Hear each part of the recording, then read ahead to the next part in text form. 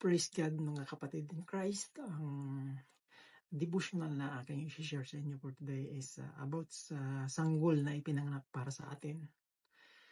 Sinasabi po dito na ang Pasko ay panahon hindi lamang para magalak, kundi para magnilay. Napansin mo na ba kung paano inilabas ang mga sanggol, ang pinakamabuti ng tao? Pag-isipan mo ito, ang mga tao ay nagsasalita ng mahina, mabait at mapagmahal sa paligid ng mga sanggol. Ang mga pamilya ay nagtitipon-tipon para makita ang bagong silang na sanggol. Ang mga kaibigan ay nagpapadala ng regalo at pagkain sa mga pagod na magulang. Bukod pa rito, ang mga tao ay palaging mabait sa mga babaeng nagdadalang tao at nararapat lang naman. Kawili-wili, ganoon nagsimula ang kwento ng Pasko sa pamamagitan ng isang sanggol. Sinasabi ng Isaiah chapter 9 verse 6 to 7 na sapagkat isinilang ang isang sanggol na lalaki para sa atin at ang batang ito ay si Jesus, ang kahanga-hangang tagapayo at prinsipe ng kapayapaan ay ang tagapagligtas ng sanlibutan na hinihintay ng mga tao. Noong dumating siya siya sa sanlibutan, ang mga propesiya ay natupad. Ang sanggol na ito ipinanganak ng birhen, lumaki upang maging tao na namuhay ng perpekto. Buhay na walang kasalanan, namatay sa krus at nabuhay na muli. Nagbigay siya sa atin ng pagkakataong maligtas mula sa ating mga kasalanan. Iyan ang kahulugan ng Pasko. Gayunpaman, ang Disyembre ay karaniwang puno ng mga bagay na humihingi ng ating pansin. Pagkuha ng perpektong regalo para sa mga nasa listahan natin, pagiging mas mabait sa ating mga salita at pagkilos, paghahanda ng isang kanais-nais na pagkain para sa isang salo-salo, paggawa ng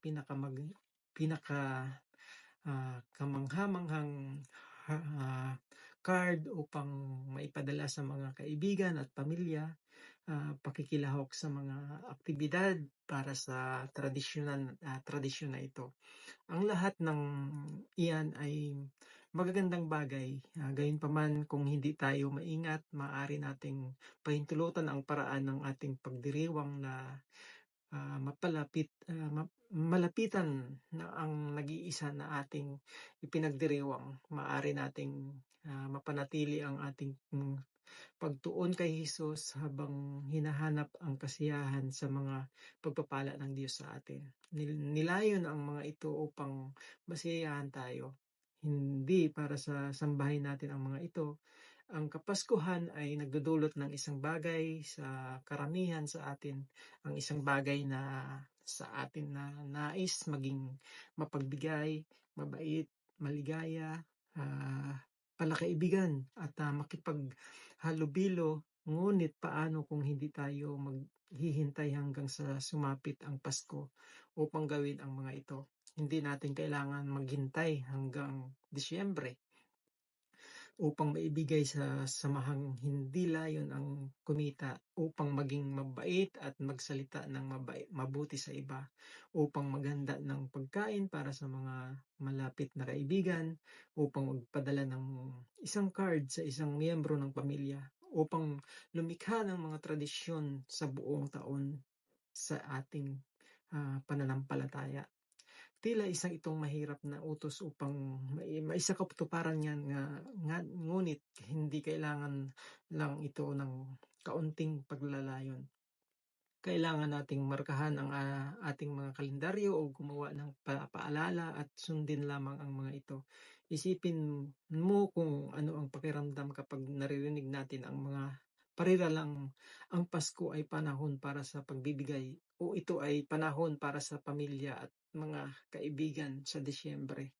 At dapat ginagawa na natin ito sa mga nakalipas na 11 buwan habang binabasa natin ang nalalabing mga araw sa gabay na ito, susuriin natin ang ating mga tradisyon sa Pasko at hahanapan natin ng mga paraan upang maisama ang mga ito sa buong taon. Pag nilayan natin ito, ano ang nararamdaman mo sa ganitong panahon ng taon? Mabuti o masama? Anong karanasan ang nagbigay sa iyo ng ganitong pakiramdam? Ipinanganak ang isang batang lalaki na maghahari sa amin. Tatawagin siyang kahanga-hangang tagapayo, makapangyarihang Diyos, walang hanggang Ama at prinsipe ng kapayapaan. Hindi magwawakas ang pag-uunlad ng kanyang pamamahala at maghahari ang kapayapaan. Siya ang magmamana ng kaharian ni David. Patatagin niya ito at paghahari ang may katarungan at katuwiran magpakailanman. Siguraduhin ng Panginoon mga makapangyarihan na matutupad ito. Praise God, mga kapatid in Christ. Ang devotional sa araw na ito na i-share ko sa inyo ay about sa ang Pasko ay nagsimula kay Kristo.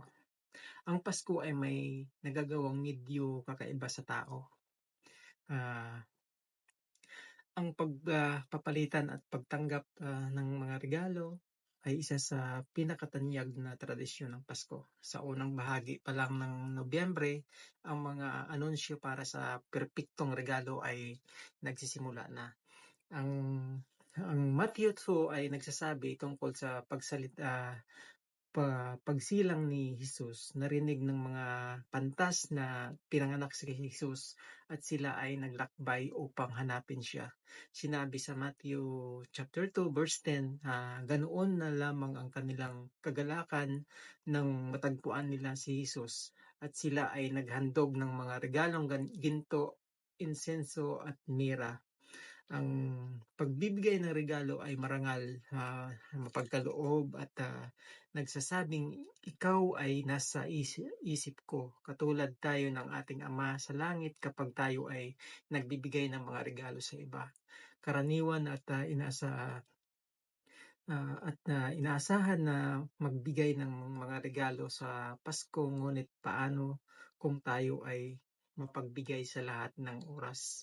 Paano kung nagbigay tayo ng regalo sa isang kaibigan noong Abril dahil lang sa paano kung nag-ambag tayo para sa isang kaibigan o sa isang magandang layunin noong Hulyo?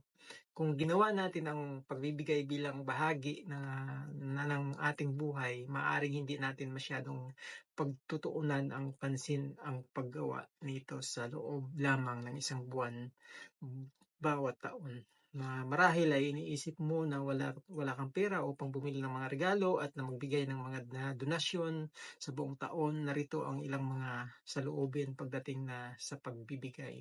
Ang regalo ay regalo. Nangangahulugan ito na may iniisip kang iba bukod sa iyong sarili. Maaari kang gumastos ng kaunti, maaari marami o wala. Ang punto ay hindi ang halaga kundi ang pagpapahalaga, kaya't maging malikhain sa mga bagay na nais mong ibigay sa isang tao at huwag maghintay hanggang Disyembre. Magbibigay ng higit pa sa isang regalo. Ang pagiging mapagbigay ay hindi lamang tungkol sa isang physical na regalo na binibili natin sa tindahan o ito ay tungkol sa paghahandog ng isang bagay upang pagpalain ang iba. Ang isang kilos ng paglilingkod o isang maalalahanin na salita ay mahusay na paraan ng pagbibigay. Bawat maliit na bagay ay nakakatulong. Madalas tayong naghihintay na magbigay sa huling 2 buwan ng taon, ngunit maaari nating baguhin iyon at maging mahusay na pagbibigay sa loob ng 11 buwan. Kaya marahil ay maaari kang magbigay ng kaunti bawat buwan sa isang nagugustuhan mong non-profit na organisasyon o bumili ka ng ilang bagay na ilang bagay sa tindahan para isang nangangailangang pamilya. Anumang halaga ay makakatulong. Ang buhay ay nagbibigay sa atin ng sapat na mga pagkakataong makapagbigay at maging isang ah, pagpapala sa iba. Tinutulungan man natin ang sulong ina sa mga damit ng kanyang mga anak, nagbibigay sa isang non-profit o pinapasaya ang araw ng isang tao dahil sa isang simpleng regalo. Matutularan natin ang ating Ama sa langit sa pamamagitan ng pagiging mapagbigay. Magnilay tayo. Ituturing mo ba ang iyong sarili bilang isang mapagbigay na tao sa Pasko? Kamusta naman ang natitirang taon? Ano ang isang bagay na maaari mong gawin upang ang espiritu ng pagbibigay mo ay tumagal sa buong taon? Ipinanganak si Jesus ba sa bayan ng Bethlehem sa lalawigan ng Judea noong si Herodes ang hari? Isang araw dumating sa Jerusalem ang isang taong dalubhasa galing sa silangan. Nagtanong sila, saan ba ipinanganak ang hari ng mga Hudyo? Nakita namin ang kaniyang bituin sa silangan at naparito kami upang sambahin siya. Nang nabalitaan ito ni Herodes na nabagabag siya at pati na rin ang buong Jerusalem. Kaya ipinatawag ni Herodes ang lahat ng namamahalang pari at mga tagapagturo ng kautusan at tinanong sila kung saan isisilang ang Kristo. Sumagot sila sa Bethlehem na nasakop ng Juda. Dahil ganito ang sinulat ng propeta, ikaw Bethlehem sa lupain ng Juda, hindi ka huli sa mga pangunahing bayan ng Juda dahil nagmumula sa iyo ang isang pinuno na magsisilbing pastol ng mga mamamayan kung Israelita. Nang marinig ito ni Herodes, palihim niyang ipinatawag ang mga taong galing sa silangan at inalam kung kailan talaga nila unang nakita ang bituin. Pagkatapos, pinapunta niya sila sa Bethlehem. Ibinili niya sa kanila, lumakad na kayo at hanaping mabuti ang sanggol at kapag nakita ninyo, balitaan niyo ako. Kaagad upang makapunta rin ako at makasamba sa kanya. Pagkatapos nilang marinig ang bilin ng hari, umalis na sila. Habang sila ay naglalakbay, muling lumitaw ang bituin na nakita nila sa silangan at lubos ang kanilang kagalakan. Nanguna sa kanila ang bituin hanggang makarating sila sa kinaroroonan ng sanggol. Pagpasok nila sa bahay, nakita nila ang sanggol at ang ina nitong si Maria. Lumuhod sila at sumamba sa sanggol. Inilabas din nila inihandog sa sanggol ang mga dala nilang ginto, insenso at pabangong mira. Tandaan ninyo ito, ang mga naghahasik ng kaunti at umaani ng kaunti at ang naghahasik ng marami ay umaani ng marami. Ang bawat isa sa inyo ay nagbibigay ng ayon sa sariling kapasyahan ng walang pag-aatubili at hindi sa pilitan dahil mahal ng Diyos ang mga nagbibigay ng may kagalakan. Praise God uli mga kapatid ko in Christ. Ang devotional na ating papakinggan for today at ang aking i-share sa inyo, babasahin sa inyo actually ang pinakamagandang panahon ng taon. Nais ko sanang mailagay natin ang ilang bahagi ng diwa ng Pasko sa mga sisidlan at buksan ang bawat isang sisidlan buwan-buwan. napakagandang mga salita nito. Sa Pasko, karaniwang mas banayad tayo kaysa sa ibang bahagi ng taon. Mas madalas tayong napapangiti, mas tumatawa tayo at mas nagpapakita ng kabaitan. Pinapayagan natin ang mga tao na mauna sa ating linya, sa lansangan. Naghuhulog tayo ng ilang mga barya sa isang lalagyan, sa labas ng isang tindahan at nasasabi natin ang mga magagandang bagay sa mga taong minsan ay kinaiinisan kinaiinisan natin dahil ah, ah, Pasko naman. So, ngunit sa sandaling dumating at natapos na ang Disyembre 25, itinatago na natin ang mga dekorasyon sa mga regalo at kasama nito ay ang diwa ng Pasko. Alam nyo, ang diwa ng Pasko ang naghahatid sa atin upang tayo ay maging mas matiyaga, mas mapagbigay at ng kaunting pera at magsalita ng medyo may kabaitan. Para sa maraming mga tao, ang Pasko ay isang napakagandang panahon ng taon para mas madali para sa atin na maging mapagmahal at na mabait sa panahong ito dahil ito ay isang maikling panahon sa isang taon na sa palagay natin maaari kong balewalain ang isang bagay na ito. Pasko naman ang isipin kaya nating magawa ang mga bagay na sa ganitong paraan sa bagong taon ay tila imposible. Ngunit kung makikita natin ang mga tao na sa ibang pananaw at tratuhin lamang ang mga tao sa paraang gusto nating matrato, magagawa natin itong makatotohanan. Sabi ni Pastor Craig Groeschel, I'm sorry kung mali ang pagkaka-pronounce ko.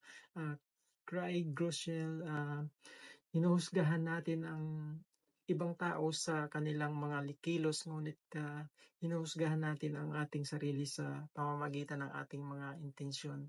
Paano kung sa halip na isipin ang pinakamasama sa iba, isipin natin ang pinakamahusay?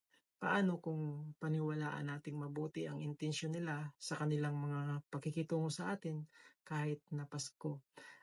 Kahit na Pasko, ang mga tao ay hindi pa rin perpekto at paminsan-minsan ay masasaktan tayo. Ngunit kung maunawaan natin na ang bawat tao ay nasasaktan dahil sa isang bagay at lahat tayo ay nangangailangan ng kaunting kabaitan na ipinapakita sa atin.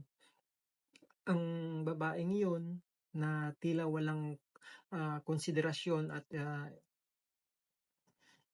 inunahan ka sa tindahan, baka gumuho lamang ang kanyang mundo dahil nakunan siya, ang batang hindi tumitigil sa pag-arte sa kanyang silid-aralan na nakakaistorbo na sa iba, marahil ay magdidiborsyo ang kanyang mga magulang at hindi niya alam kung paano dalhin ang sakit nito. Ang pastor na hindi bumisita sa iyo sa bulwagan ng simbahan, marahil ay napaparalisa ang kanyang pribadong mundo dahil sa isang suwail anak na babae. Hindi natin maaring palagay kung ano ang balak ng mga tao at hindi natin maaring ipagpalagay na palagi nilang tutuparin ang ating mga inaasahan. Mag-alok tayo ng parehong biyaya na nais nating maialok sa atin, hindi lamang sa panahon ng isang masayang panahon ng pagdiriwang, ngunit para sa buong taon. Natagpuan mo na ba ang iyong sarili na labis na mabait sa panahon ng Kapaskuhan? O palagay mo ay palagi kang ganito? Ano ang kailangan mong gawin upang matuloy? Anong dapat mong gawin upang patuloy na pakitunguhan ang mga tao ng mabait araw-araw? Kung mabait ka para iyon sa iyong kabutihan, ngunit kung malupit ka para iyon sa iyong kapahamakan. Sa halip maging mabait kayo at maawain sa isa't isa at mapagpatawad kayo sa isa't isa gaya ng pagpapatawad ng Diyos sa inyo dahil kay Kristo. Kaya bilang mga banal at minamahal na mga pinili ng Diyos, dapat kayong maging mapagmalasakit, maganda ang kalooban, mapagkumbaba, at mabait at mapagtiis. Praise God, mga kapatid ko in Christ. Ang devotional na aking i-share sa inyo today ay about sa nagsisimula ng maging parang Pasko. Hindi ito sa kung ano ang nasa ilalim ng puno, bagkus kung sino ang nakapaligid dito. Ang pagsasalo-salo sa hapagkainan ay normal na nagaganap tuwing Kapaskuhan, mula sa salo-salo ng pamilya hanggang sa mga kasiyahan sa opisina, at pati na rin sa mga gawain kung saan binibigyang parangal ang mga kupunan. Marami tayong mga oportunidad para ipagdiwang ang ating mga pakikipag-ugnayan at ipakita ang ating pagmamahal sa mga malalapit sa atin. Katulad rin sa mga selebrasyon, ang ating pagkain na pinagsasaluhan ay iba't iba. Kalimitan, naghihintay tayo ng okasyon sa kalendaryo upang masayang kumain kasama ang ibang tao. Pinagdiriwang natin ang Kapaskuhan at ang araw ng pagkabuhay at ang iba pang mga hindi ganoong importanteng okasyon. Nakakalungkot lang, hindi tayo nakakakonekta sa mga tao samantalang nilikha tayo upang ito mismo ang gawin. May kakaiba sa ating mga salo-salo ng sama-sama at kaligayahan sa ating mga relasyon na pinagkaloob sa atin ng Diyos. Ang Biblia ay sagana sa mga pahayag na magagampanan lang natin kung kasama ang bawat isa. Mag-ibigan kayo, sabi sa 1 chapter 13 verse 34. Maglingkod kayo sa isa't isa, sabi sa mga taga Galatia chapter 5 verse 13. Magpatawad kayo sa isa't isa, sa sinabi sa mga taga Episo chapter 13 verse 32. Pahalagahan ninyo ang bawat isa, sinabi naman sa mga taga Roma chapter 12 verse 10. Ipanalangin ninyo ang isa't isa, sabi sa Santiago chapter 5 verse 16.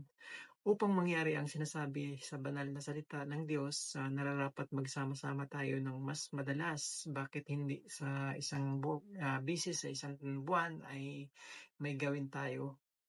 Bakit kailangan pa nating maghintay sa buwan na pinakaabala tayo para lang magsama-sama tayo sa hapagkainan? Bakit hindi natin imbitahin ang mga tao sa tuwina upang hindi tayo magtanong kung anong nangyayari sa kanila mula noong huling Pasko na nakita natin sila. Hindi naman ito isang mungkahi na magkaroon ng selebrasyon bawat buwan at kumain ng Christmas cookies sa buong taon, pero pwede naman itong gawin kung nais mo. Hindi kami nanguhusga. Hindi ito ay isang paalala na ugaliin nating magkita-kita at magsama-sama ng mas madalas kasama ang ating mga kaibigan at pamilya. Huwag nating hintayin ang isang okasyon na sa kalendaryo para lang makasama sila at bumuo ng masayang alaala kasama ang mga mahal natin sa buhay. Ang pagdiriwang ng ating pagiging magkakaibigan at pagmamahal ng ating mga kapamilya ay nakakahikayat sa atin at nagpapakita ng ating pagpapahalaga sa Diyos. Magnilay tayo, gaano mo kadalas nakakasama at nakakasalo ang iyong mga kaibigan at kapamilya? Pwede kang gumawa ng listahan ng mga tao na nais mong makasama at magplano kung anong gagawin mo kasama sila sa bawat buwan ng taon. Naging masigasig sila sa pag-aaral ng mga tinuturo ng mga apostol at pagtitipon bilang magkakapatid sa paghahati-hati ng tinapay at sa panalangin. Dahil dito patuloy ninyong pasiglahin at patatagin ang isa't isa katulad nga ng ginagawa ninyo. At huwag nating kalimutan ang paggawa ng mabuti at pagtulong sa iba dahil ang ganitong uri ng handog ay kalugod-lugod sa Diyos at yun ang gusto ng Diyos para sa atin. God, mga kapatid in Christ, ito na naman tayo sa ating devotional pa sa araw na ito. Ito'y manggagaling sa isang kamangamanghang buhay. Ang idea ko sa Pasko, makaluma man o makabago, ay napakasimple. Pagmamahal sa iba, the best yan. Isang karaniwang tradisyon na ginagawa ng mga tao sa huling buwan ng bawat taon ay ang pagbibigay ng card sa Pasko. Ang card tuwing Pasko ay sinisimula noong taong 1840 pa ni Sir Henry Cole at sinimulan dahil sa kakulangan niya ng oras sa pagsagot ng mga liham na nakasalansan sa kanyang pamamahay. Naisip niya na napakawalang galang naman kung hindi niya sasagutin ang mga taong nagsulat ng liham sa kanya. Kaya kumuha siya ng isang manlilikha para gawin ang pinakaunang card ng Pasko para magbigay ng balita tungkol sa kanyang pamilya. Bagamat pinuna siya ng iba dahil sa ginawa niyang pagtitipid ng oras, maraming iba ang gumaya at nagpadala na rin ng kanilang mga liham at mga card tuwing Pasko. Sa pagdagsa ng mga aparato at ng social media sa ating kultura, marami ang tumigil na sa pagpapadala ng totoong card at sa halip ay nagpapadala na lang ng email o nagsusulat sa social media upang mabigay ng bagong balita.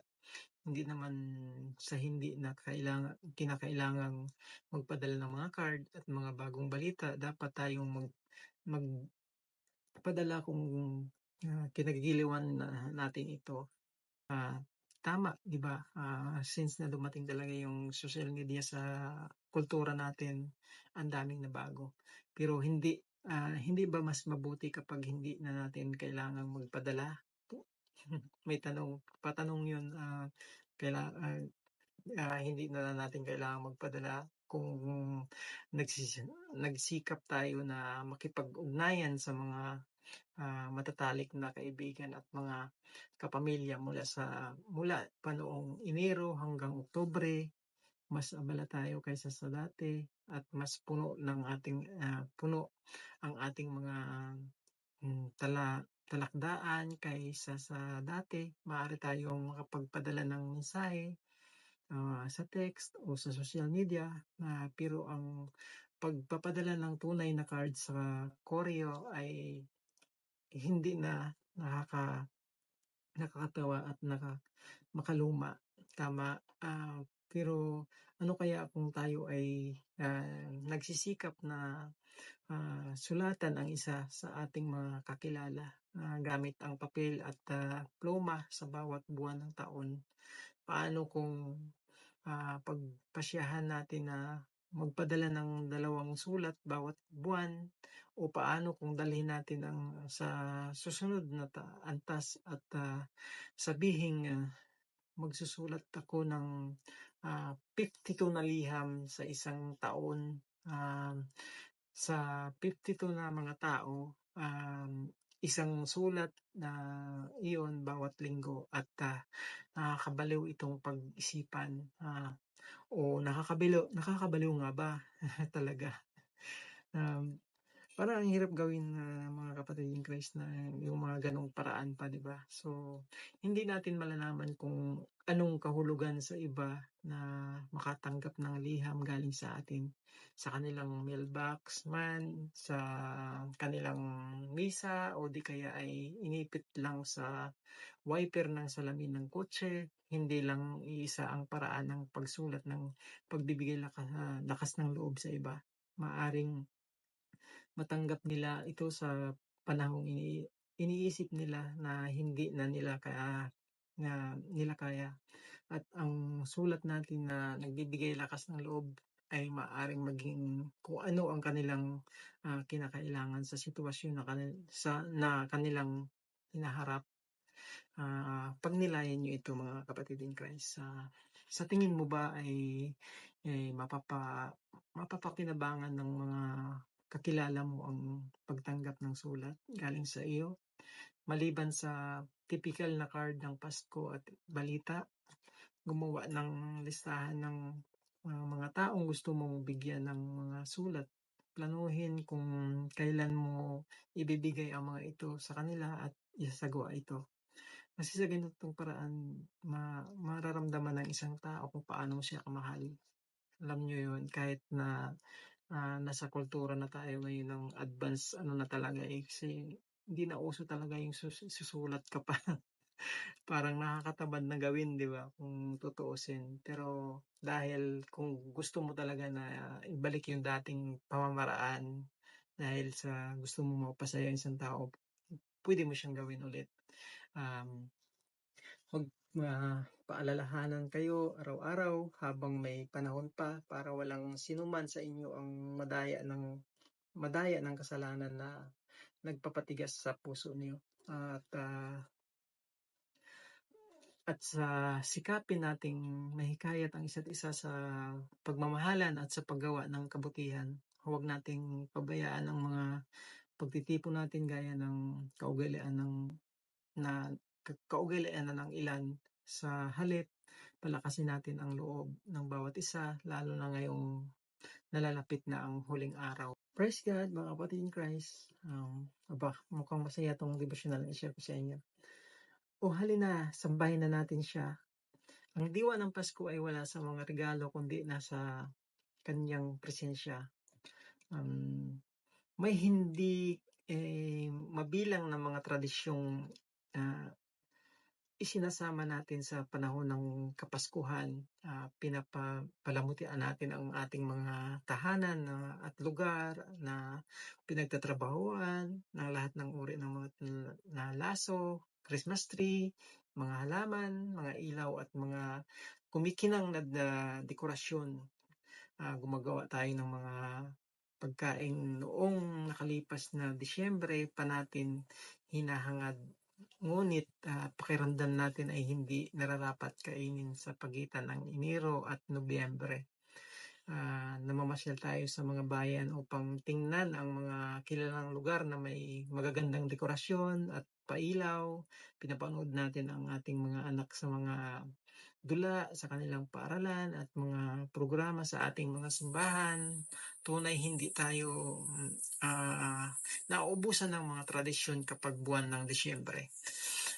At madalas sa pagiging abala natin sa masayang panahong ito, sa pagsasaya natin sa mga pansamantalang gawain ito, nalilimutan na natin ang isang bagay na dapat ay kasama na sa ating araw-araw na tradisyon.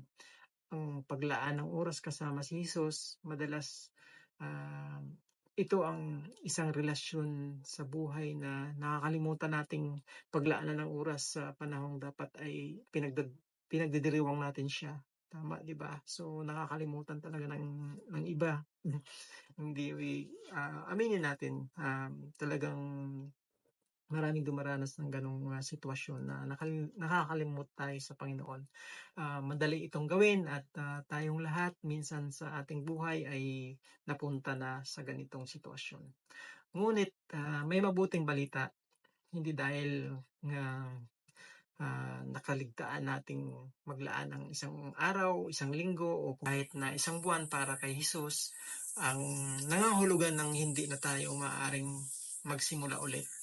Ang awa ng Diyos ay laging bago araw-araw. Simulan ang iyong oras kasama ang Diyos sa pamamagitan ng isa sa mga sumusunod. Magsimula ng isang gabay sa Biblia, basahin ang mga awit at kawikaan sa bawat buwan ng taon, pumili ng isang bersikulo o maikling sipi sa Biblia at magsulat ng isang saloobin ukol dito.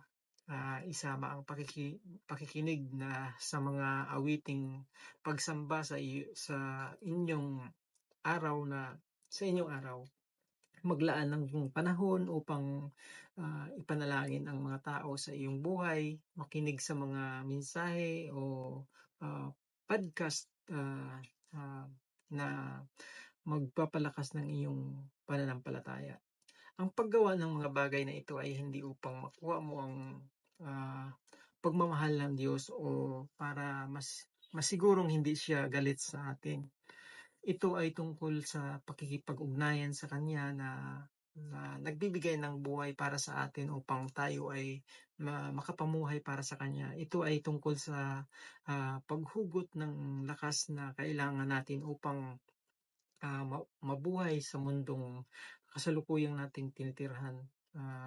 Ito ay tungkol sa pamumuhay na kasama siya upang tayo ay lumago sa ating pananampalataya at upang makatulong din sa iba, gawin nating pinakamahalagang tradisyon sa buong taon ang paglalaan ng oras kasama si Jesus. Pagnilayan niyo ito. Nahihirapan ka bang maglaan ng oras para kay Jesus araw-araw? Ano ang humahadlang sa iyo para gawin ito? Pag-isipan ngayon ang mga makakatulong sa iyo upang magawa ito. Ang salita niyo ay katulad ng ilaw na nagbibigay liwanag sa aking dadaanan. Ang pag-ibig at awa ng Panginoon ay walang katapusan. Yan ang dahilan kung bakit hindi tayo lubusang nalipol. Araw-araw ay pinapakita niya ang kanyang habag, dakila ang katapatan ng Panginoon. Tandaan niyo yan mga kapatid in Christ, sobrang napakadakila ng pagmamahal ng Panginoon sa atin. Kaya unahin ninyo ang mapabilang sa kaharian ng Diyos at ang pagsunod sa kanyang kalooban at ibibigay niya ang lahat ng pangangailangan niyo.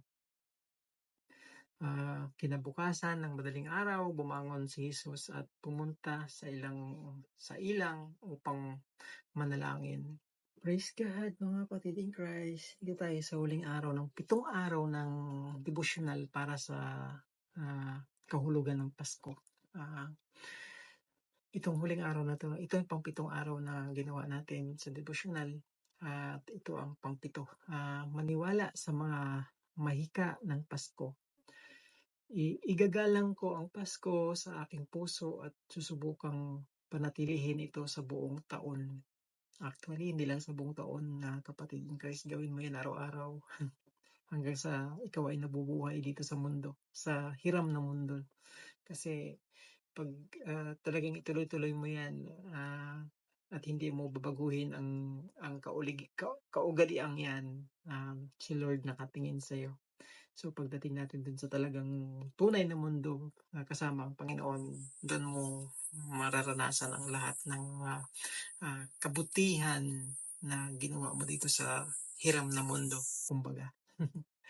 Mayroong isang bagay na mahiwaga tungkol sa ganitong panahon ng taon, kahit na nahihirapan ang mga tao dahil sa Kapaskuhan, mayroon pa rin silang pag-asa kahit papaano at sa ilang paraan ang taong ito ay magiging kakaiba. Ngunit ang totoong mahika ay wala sa mga kasiyahan na nakapalibot sa sagradong piyesta na ito.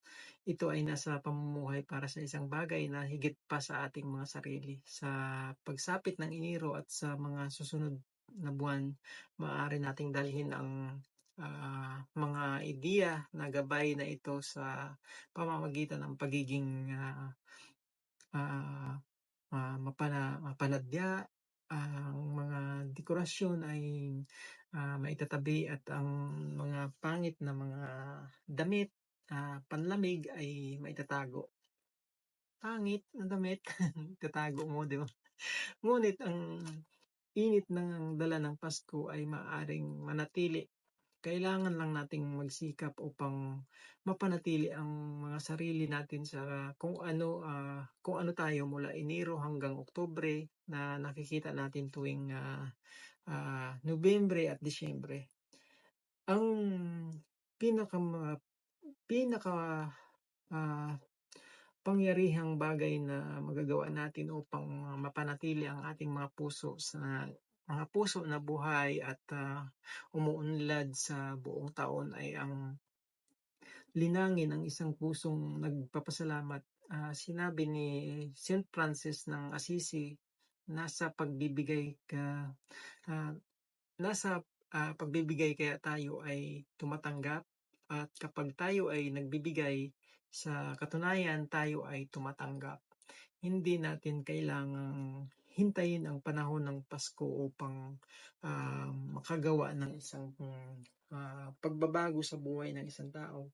Kapag binubuksan natin ang ating mga palad sa langit at pinakakakawalan ang mahigit na pagkakahawak sa mga bagay na madalas nating iniidolo, tayo ay nagiging isang daluyan na gagamitin ng Diyos upang maapektuhan ng iba. Paano kung ang mga pagpapalang natatanggap natin sa mundo ay nailaan para pagpalain ang iba? Kaya magsulat ng maikling sulat. Tulungan ang kaibigan, magpadala ng text, bisitahin ang may sakit, magsilbi sa simbahan, magbigay ng mga bulaklak, magplano ng hapunan, magbigay ng tulong, bumili ng regalo, anumang paraan na ginagamit mo upang may pagsasadyang magbigay sa iyong araw. Gamitin ito upang ikaw ay gumagamit ng kalendaryo ng mga gawain, pumili ng isang araw bawat linggo upang isama ang mga mungkahi. Kung ikaw ay mapagawa ng listahan, maglagay ng paalaala sa isang mga araw upang paalalahanan ka. Kung nag-iiwan ka ng mga maiikling tula sa paligid ng iyong opisina o bahay, ilagay ang mga ito sa mga lugar na makikita mo araw-araw. Sa bawat araw ng ating buhay ay binibigyan tayo ng isang bagong hanay ng 24 na oras upang maging mga nilalang na tinawag ng Diyos. Mga nilalang na mabait, mapagbigay, maalalahanin, panlipunan, nagpapasalamat at lubos na nakatuon sa pagsunod kay Jesus. Ang buong taon, ng buong taon, pag nilayan ninyo ito mga kapatid in Christ, natapos mo na ang gabay na ito. Magaling, di ba? Paano mo sinasama ang mga ideyang inilatag para sa iyo upang maging mapanadya sa iyong buhay? Anong sistema ang pinakamahusay na gagana para sa iyo? Para sa susunod na 21 araw, simulan ang iyong araw na sa pamamagitan ng paglilista ng hindi bababa sa 5 ng mga bagay na ipinagpapasalamat ka. Pansinin ang pagkakaiba sa iyong sarili pagkatapos gawin ito. At ang pag-ibig ng Diyos, papurihan ko ang Panginoon, buong buhay kong papurihan ang kanyang kabanalan, pupurihin ko ang Panginoon at hindi kalimutan ang kanyang kabutihan. Pinapatawad niya ang lahat ang lahat kong kasalanan at pinapagaling ang lahat kong karamdaman. Nililigtas niya ako sa kapahamakan at pinagpapala ng kanyang pag-ibig at habag.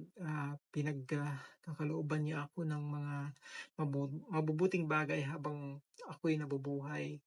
Kaya ako'y parang nasa aking kabataan at malakas tulad ng agila. Ang Panginoon ay matuwid, ang paghatol, binibigyang katarungan ang lahat ng inaapi. Pinapahayag niya kay Moises ang kanyang pamamaraan at inihayag niya sa mamamayan ng Israel ang kanyang mga gawang makapangyarihan. Ang Panginoon ay mahahabagin at matulungin, hindi madaling magalit, at sagana sa pagmamahal. Hindi siya palaging nanunumbat at hindi nananatiling galit. Hindi niya tayo pinarurusahan ayon sa ating mga kasalanan. Hindi niya tayo ginagantihan batay sa ating pagkukulang, dahil kung gaano man kalaki ang agwat ng langit sa lupa, ganoon din kalaki ang pag-ibig ng Diyos sa mga may takot sa Kanya. Kung gaano kalayo ang silangan sa kanluran, ganoon din niya inilalayo sa atin ang mga kasalanan. Kung paanong ang Ama ay nahabag sa kanyang mga anak, ganoon din ang pagkahabag ng Panginoon sa mga may takot sa Kanya. Dahil alam niya ang ating kahinaan, alam niyang nilikha tayo mula sa lupa. Ang buhay ng tao ay tulad ng damo, tulad ng bulaklak sa parang, ito'y lumalago. At kapag umiihip ang hangin, ito'y nawawala at hindi na nakikita. Ngunit ang pag-ibig ng Panginoon ay walang hanggan sa mga may takot sa Kanya, sa mga tumutupad ng Kanyang kasunduan, at sa mga sumusunod sa Kanyang mga utos. At ang Kanyang katuwirang ginagawa ay magpapatuloy sa kanilang mga angkan. Itinatag ng Panginoon ang kanyang trono sa kalangitan at siya ay naghahari sa lahat. Purihin ninyo ang Panginoon upang